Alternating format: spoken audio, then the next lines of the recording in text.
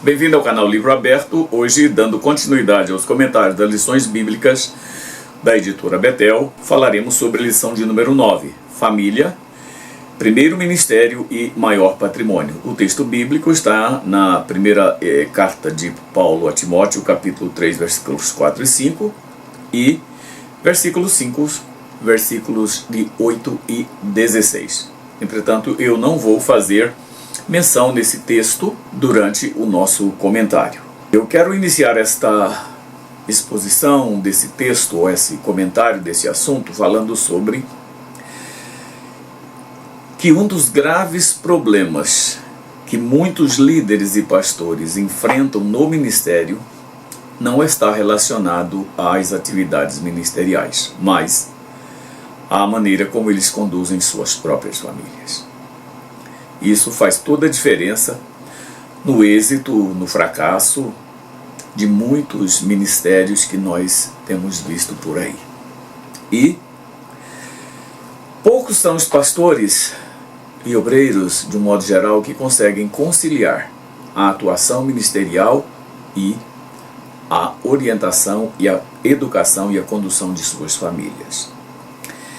E a maior evidência disso, infelizmente, é o grande número de filhos de pastores, filhos de obreiros que estão afastados das igrejas. Quando você vai atrás dos motivos que levaram muitos jovens, adolescentes, filhos de pastores a se afastarem das igrejas, nós não surpreendemos, porque certamente entre eles os mais recorrentes são a omissão dos pais, desses pastores e líderes na condução de suas famílias e na orientação de seus filhos. E um outro fator que também aparece com muita frequência são as exigências feitas, as cobranças feitas em cima dos filhos de pastores, tanto pelos próprios pais, que querem que os filhos sejam modelo dentro da igreja, sejam exemplos dentro da igreja. E infelizmente muitas igrejas cometem injustiça com os filhos de pastores, exigindo deles um comportamento muito melhor do que o de qualquer outra criança ou filho de pessoas que estão na igreja. Infelizmente, essas falhas, esses erros têm causado muitos afastamentos de filhos de pastores das nossas igrejas. Eu conheço uma história muito triste de uma filha de pastor que um dia procurou sua mãe e disse: "Mamãe, eu não vou mais frequentar a nossa igreja." A mãe daquela menina perguntou: "Por que, minha filha?" E ela disse simplesmente: "Mamãe, na escola onde eu estudo, eu sou chamada de provinciana pela minha forma de viver, pelos meus trajes, mas na igreja eu sou chamada de prostituta." Aquela mãe não teve muitos argumentos a não ser chorar e orar com a sua filha. Felizmente, aquela menina, depois de adulta, continuou a honrar ao Senhor e aos seus pais. Mas muitos filhos de crentes, filhos de pastores, não voltam nunca mais, por conta desse tipo de problema que nós estamos aqui apontando. O filho de pastor tem que dar o melhor testemunho, senão causa escândalo. Em algumas igrejas, os filhos de pastores têm que ser pastores também, infelizmente, o que é uma pena. Uma outra falácia, que até bem pouco tempo era repetida nas igrejas, e ainda é repetida até hoje, é a que são ditas aos obreiros, aos pastores na igreja: "Cuida da obra de Deus, que Deus cuida da sua família." Irmãos, nem sempre isso é verdade. Basta você olhar e ver o grande número de pastores que são dedicados, são compromissados com as igrejas e têm os seus filhos afastados. Muitos, mas muitos pastores hoje estão nessa condição.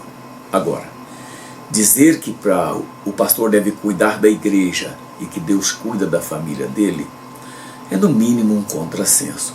Porque Paulo, quando escreveu a Timóteo, ele disse o seguinte: olha, Mas se alguém não tem cuidado dos seus, e principalmente dos da sua casa, negou a fé e é pior do que o infiel.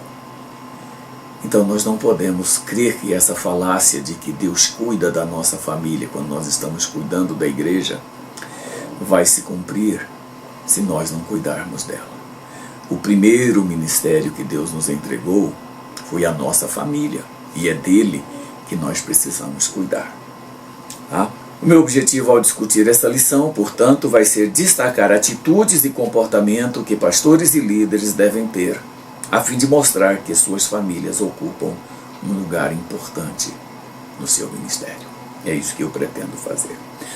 Eu vou começar esse assunto, que eu pretendo dividir em 3 tópicos e mais as aplicações, falando sobre o que devemos fazer para não perder nossa família, nós que somos obreiros.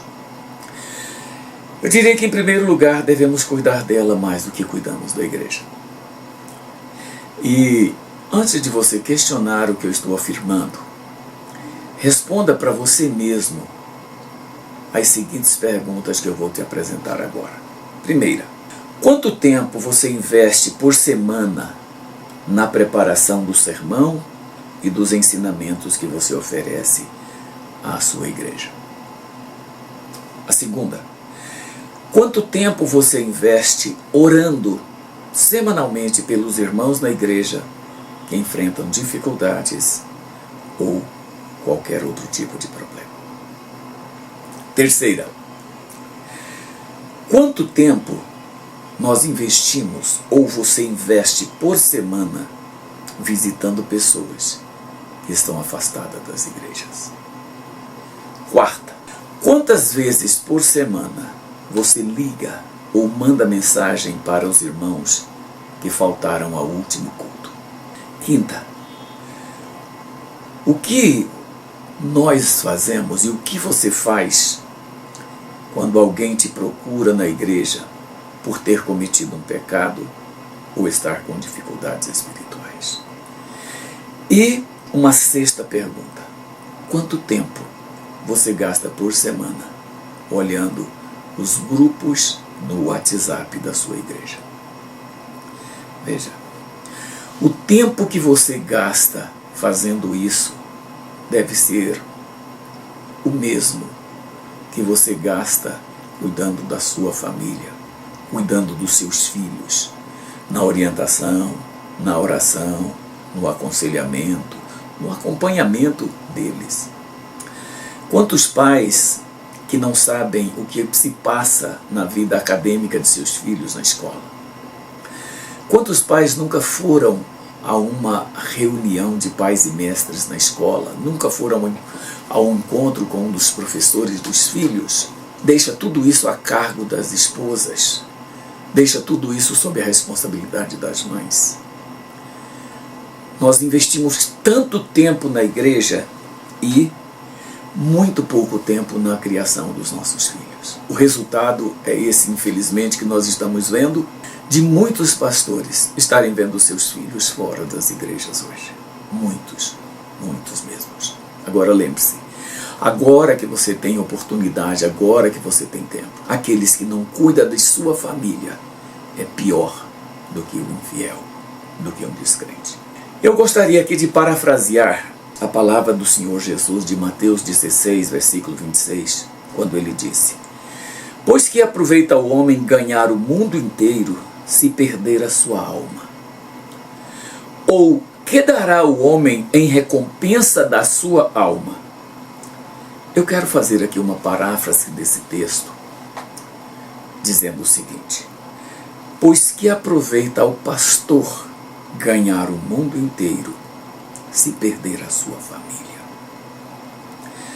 Ou que dará o pastor em recompensa da sua família? Pense nisso, porque muitas vezes os nossos fracassos dentro de casa está relacionado ao pouco valor que damos às nossas famílias, e não podemos fazer isso. Muitos obreiros, muitos pastores preferem cuidar dos membros da igreja, da administração da igreja, da construção de igreja, do ministério deles, do que cuidar das suas casas. No final disso, o preço é sempre muito, mas muito elevado, infelizmente. Quantos pastores hoje, já no final de seu ministério, olhando para trás, olhando o que fizeram, talvez eles não falem, talvez eles não comentem, mas lá no fundo eles questionam o pouco valor que deram às suas famílias, o pouco cuidado que tiveram na criação de seus filhos. E hoje, vendo muitos deles afastados da igreja, dos caminhos do Senhor, questionam se de fato valeu a pena todo o zelo pelo ministério, toda a dedicação à igreja e suas famílias hoje estarem distantes do Senhor. Há alguns anos, uma história circulou nas nossas igrejas, e é uma história triste, de um pai que foi procurado por seu filho. Eu vou omitir aqui detalhes desta história, o lugar onde o fato aconteceu e o que aconteceu depois em consequência. Mas eu quero apenas dizer para você, por alto, como que o fato ocorreu. Um garoto na adolescência, já chegando na juventude, procurou seu pai, que era pastor, e disse que queria falar sobre algumas dificuldades que estava enfrentando na sua vida. Naquela hora o pai disse para aquele filho: olha, eu estou saindo para a igreja e assim que eu voltar, a gente conversa, tá bom? Quando o pai voltou tarde, já da noite, aquele garoto já dormia. Na segunda vez que aquele garoto procurou o pai e disse: pai, eu queria falar com o senhor sobre algumas coisas. Aquele pai disse: meu filho, eu estou indo a uma reunião na igreja, mas tão logo eu voltar a gente conversa, tá bom? Me aguarda. E foi. Quando ele voltou, ele não conversou com o filho, não deu a atenção que deveria ter dado.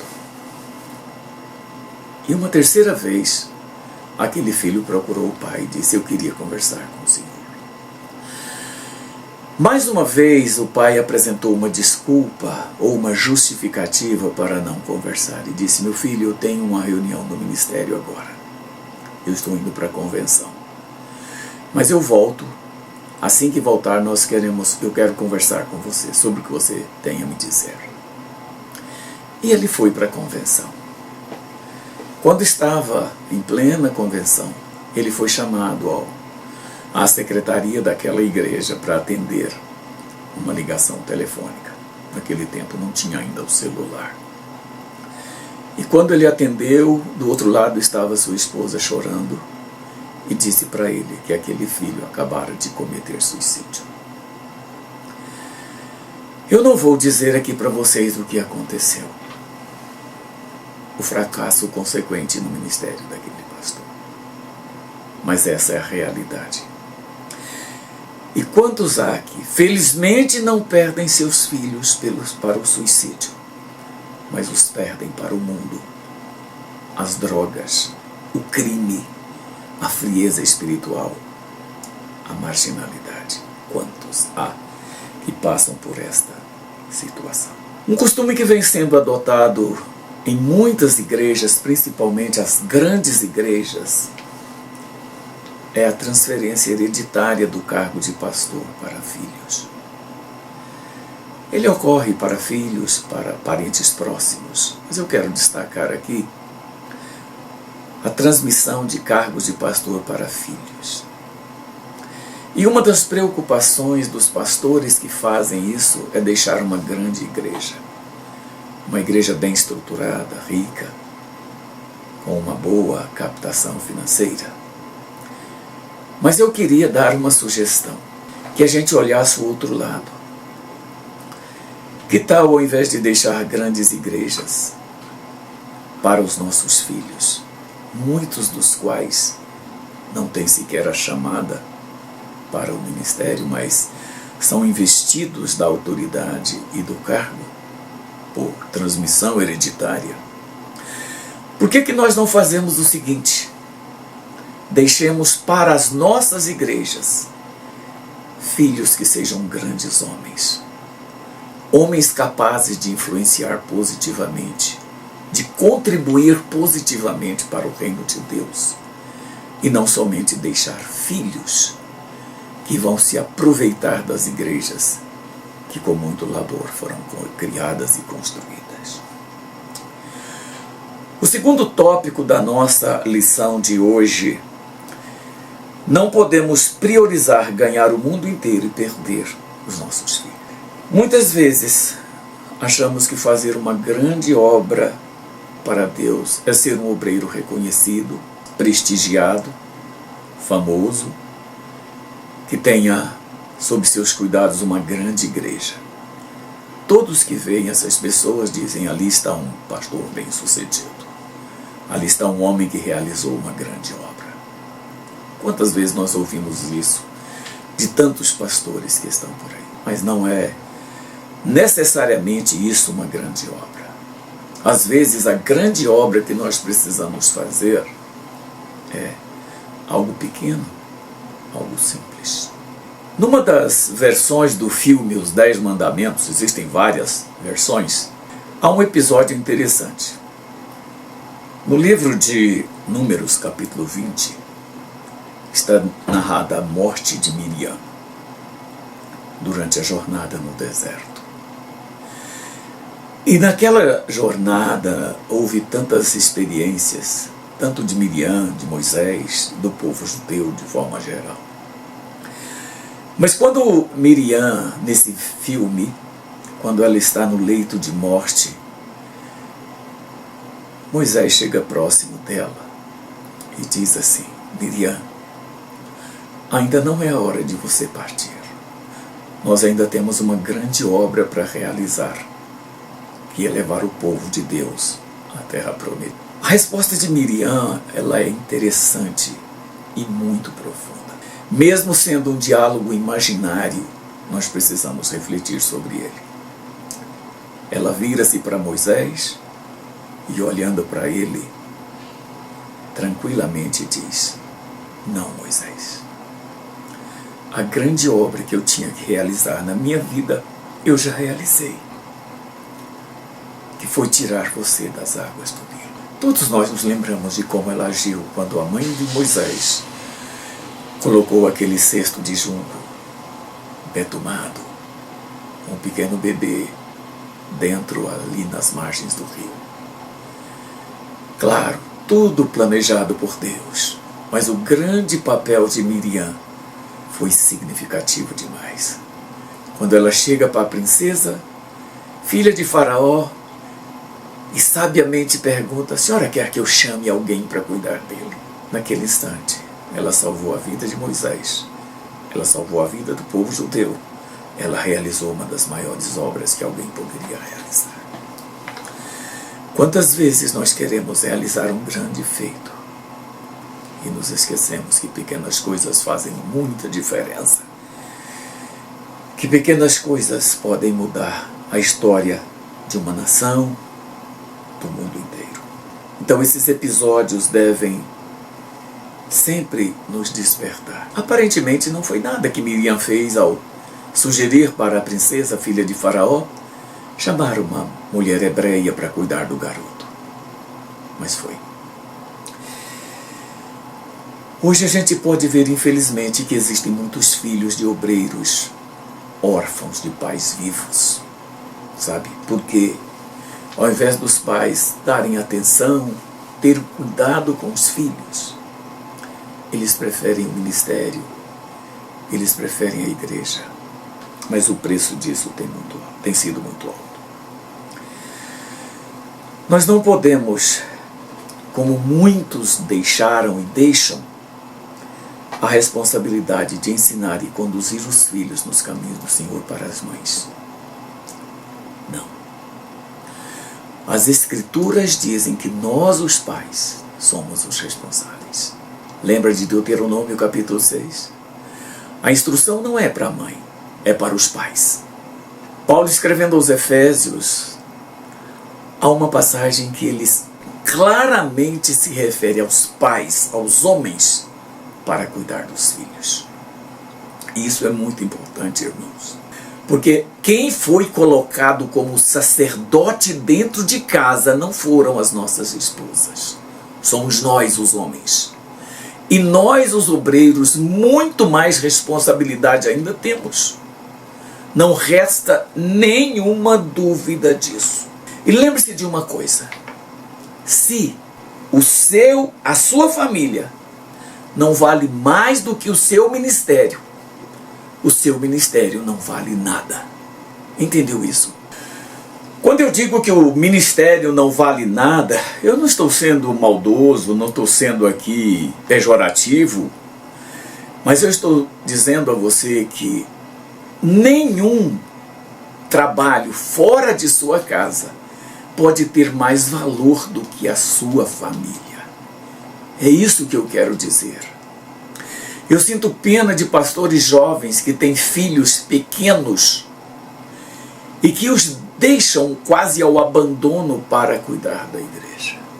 Outro dia tive a oportunidade de conversar com 2 desses pastores, cujos filhos ainda não chegaram nem na adolescência. Eu tive a oportunidade de ver o zelo deles, a dedicação deles à igreja. E de modo muito simples, mas com muito amor, eu chamei a atenção deles exatamente para isso. A necessidade, a importância de valorizar suas famílias. O terceiro item desse nosso pequeno comentário de hoje fala sobre a família deve ser colocada antes da igreja na vida ministerial. Para muitos isso soa quase como uma heresia. Onde já se viu colocar família na frente da igreja? O título da nossa lição é Família, Primeiro Ministério, Maior Patrimônio. Então eu creio que isso por si só já é bastante significante. E isso precisa ser verdade em nosso ministério. Caso contrário, não seremos obreiros aprovados. Irmãos, eu tive a infelicidade de perder um filho aos 20 anos de idade. Era um menino dedicado à igreja. Não faltava aos cultos, não faltava nenhum trabalho na igreja. Muito dedicado. Mas, felizmente, o Senhor o colheu e eu, infelizmente, o perdi.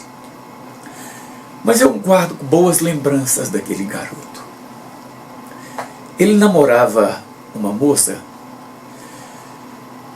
no interior de Goiás, distante aqui de Brasília, uns 400 quilômetros. Ele já dirigia, já tinha sua carteira de motorista e tudo. E um dia ele chegou para mim, uma sexta-feira, e ele disse: pai, o senhor me empresta o seu carro para eu ir visitar a minha namorada, a fulana? Eu disse: não, meu filho, eu não te empresto o carro. Eu vou com você. Eu vou te levar para você encontrar sua namorada. Ele disse: mas pai, tem trabalhos na igreja. Eu falei: não tem problema, eu vou com você. Ele disse: então, tá bom. Eu liguei para o vice-pastor da igreja e perguntei se ele teria alguma atividade no final de semana. Ele disse que não. Eu falei: então, eu quero pedir que o senhor assuma a responsabilidade pela condução dos trabalhos no final de semana. Ele disse: o que foi, pastor? Eu disse: eu vou fazer uma pequena viagem. Ele disse: o senhor vai pregar em algum lugar? Eu disse: não. Ele falou: vai aonde? Eu falei: eu vou levar o meu filho para namorar. Aquele irmão, eu não preciso dizer, quase deu-se a pituca. Por quê, pastor? Eu falei: eu vou levar meu filho para namorar. Ele quer se encontrar com a namorada, eu vou levá-lo. E fomos. Foi uma viagem muito tranquila, muito legal. Chegando lá, eu deixei o carro com ele, fui para um local me hospedar e fiquei. E ele ficou lá o final de semana com a sua namorada e a família dela. Menos de 3 meses depois, o meu filho se foi. Imagine o peso na minha consciência se eu não tivesse feito aquilo com aquele garoto naquele dia. E no dia do velório dele, irmãos, eu pude dizer com muita convicção com muita honestidade, com muita sinceridade a todos os pais que estavam ali. Eu quero pedir a vocês que sejam pais, como eu fui de meu filho Mateus. Eu queria que você fosse pai e zeloso de seus filhos, como eles precisam ser cuidados, como nós precisamos de zelar deles. Nada pode ser mais importante do que o nosso testemunho dentro de casa para nossos filhos e nossas esposas. Nada pode ser mais valorizado em nosso ministério do que a conquista de nossos filhos para Cristo e a vida espiritual de nossas esposas. Lendo a carta aos Efésios, Paulo escrevendo, ele disse o seguinte: Vós maridos amai vossa mulher como também Cristo amou a igreja, e a si mesmo se entregou por ela para a santificar, purificando-a com a lavagem da água pela palavra. Note que um dos motivos pelos quais Cristo amou a igreja e se entregou por ela foi para a santificar. E eu pergunto, será que a nossa conduta como marido, como pastores, tem contribuído para santificar a vida das nossas esposas? Para santificar a nossa família? Como está esta relação sua com a sua família?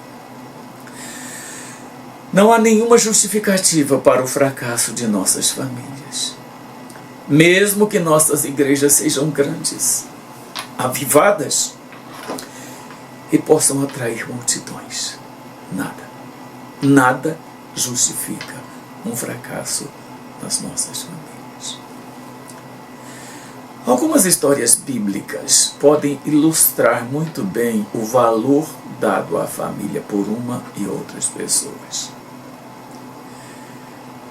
Eu quero citar apenas 2 casos aqui para você refletir. O primeiro deles é o caso de Noé. Quando Deus chamou Noé para realizar uma grande obra, Noé se propôs a fazer.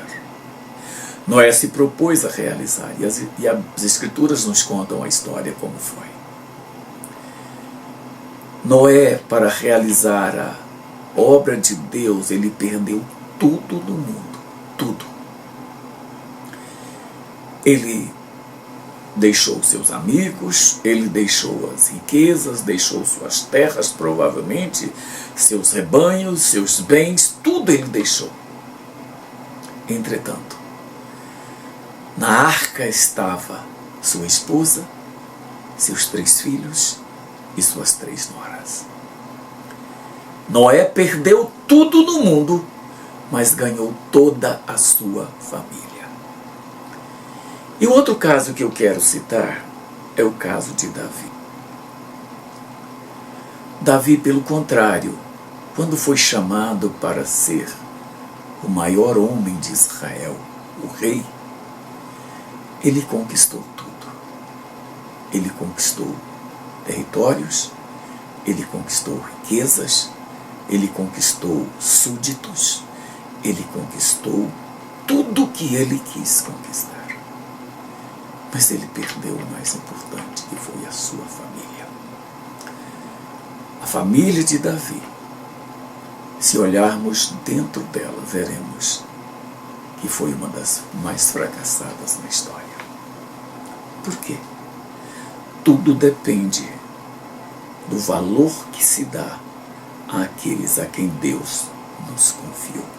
Portanto, reflita nisso. O nosso ministério, irmãos, não pode ser mais importante do que a nossa família. Se você inverter essa ordem, você pode perder os 2. Tanto o seu ministério quanto a sua família. Eu quero concluir esta rápida abordagem desse assunto fazendo algumas aplicações para as quais eu queria chamar sua atenção. Primeira, não podemos ignorar os exemplos que estão diante de nossos olhos. Obreiros que valorizaram mais a igreja que suas famílias acabaram perdendo. Mas o pior é que perderam as suas famílias. Quantas esposas de pastores são infelizes, amarguradas e que vivem de aparência dentro da igreja? Quantos filhos de pastores estão ali, mas já não aguentam mais a pressão, as cobranças e, o que é pior, a ausência de paz? A segunda aplicação eu gostaria de deixar é que a nossa responsabilidade com a família é tão grande que a Bíblia nos adverte falando que se não cuidarmos dela, somos piores do que os infiéis. Então imagina o que significa isso dentro da sua casa.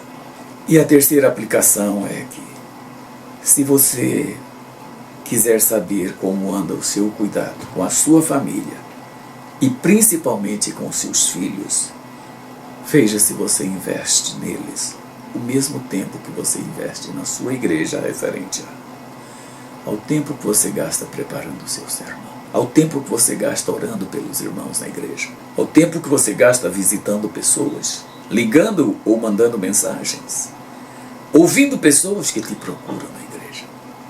Quanto tempo você gasta? A proporção precisa ser a mesma e a família merece até mais do que isso. Então você precisa refletir como está a sua conduta. A quarta, como obreiros, não podemos deixar, como muitos deixam, a responsabilidade de ensinar os nossos filhos para as nossas esposas. Não são elas, como eu disse, as responsáveis, somos nós. Tanto dos filhos como da própria vida espiritual das nossas esposas, a responsabilidade é nossa e não delas. E a quinta, devemos sempre nos lembrar que nada pode ser mais importante que o nosso testemunho dentro de casa para nossos filhos e nossas esposas. Irmãos, eu quero encerrar esta lista de aplicações sugerindo apenas mais uma para você. Hoje mesmo, pegue uma folha de papel e com muita honestidade, serenidade, aliste tudo o que você precisa fazer para mudar dentro da sua casa, com sua família e seus filhos. E coloque isso em prática. Corrija-se diante de Deus, diante de seus filhos, dentro da sua casa. E que o Senhor te abençoe de modo muito especial. Amém.